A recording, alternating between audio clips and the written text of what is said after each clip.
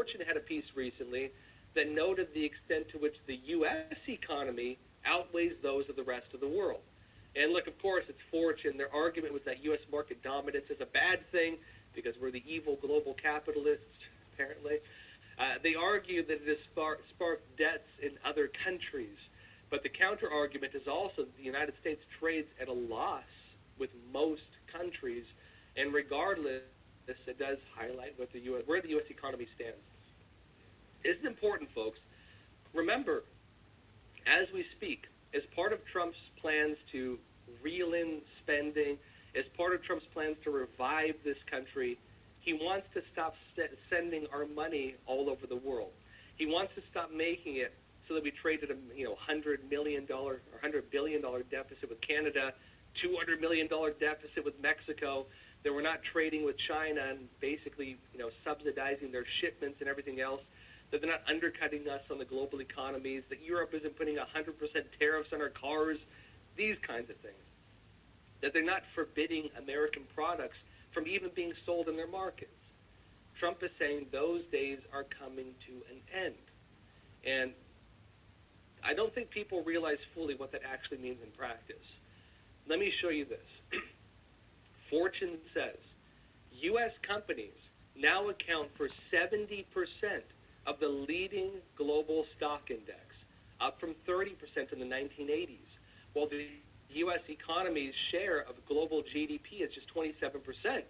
It's indexes and weight stocks by price, indexes that weigh stocks by price instead of market cap and adjust for the leading tech giants show the U.S. has outperformed the rest of the world by more than 4-1 since 2009.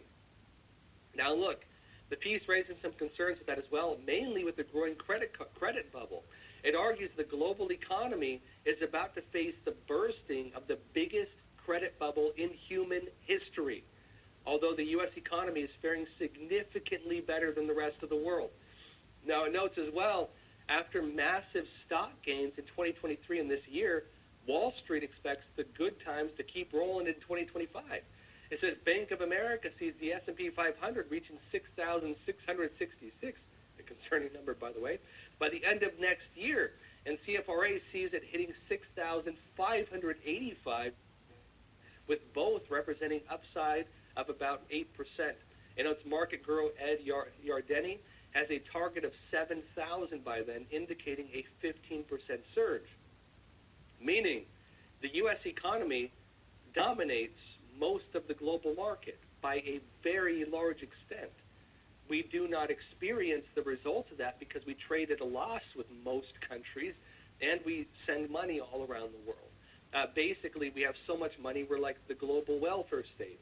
We're the global sugar daddy, right?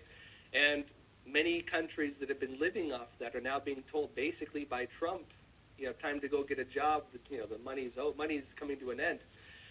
Look, folks, also, with this, there's the incoming Trump effect and the possibility of U.S. sanctions on other countries, tariffs.